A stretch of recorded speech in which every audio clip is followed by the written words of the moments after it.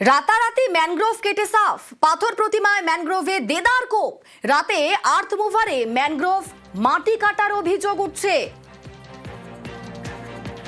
গাছ কাটার অভিযোগে সরব হয়েছেন স্থানীয়রা। আমাদের সঙ্গে রয়েছেন প্রতিনিধি বিশ্বজিৎ হালদার। বিশ্বজিৎ, এই ম্যানগ্রোভ না থাকলে সুন্দরবন বিপদে পড়বে, কিন্তু তা সত্ত্বেও এভাবে দেদার কোপ, ম্যানগ্রোভ সাফ চলছে। কারা কি উদ্দেশ্যেই কাজ করছে?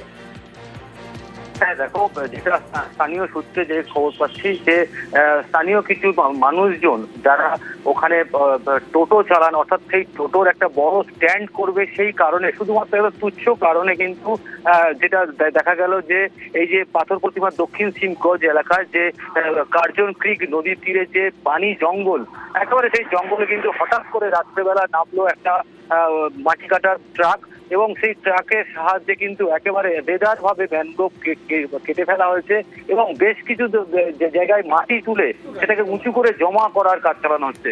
একেবারে স্বাভাবিকভাবেই যে স্থানীয় বাসিন্দারা তারা সকালবেলা উঠে দেখলেন যে প্রচুর পরিমাণে ম্যানগ্রোভ কেটে ফেলে দেওয়া হয়েছে এবং সেগুলোকে স্থানান্তরিত সরিয়ে দিয়ে যাওয়া হয়েছে একেবারে। এবং এ নিয়ে সরব হয়েছেন স্থানীয় বাসিন্দারা।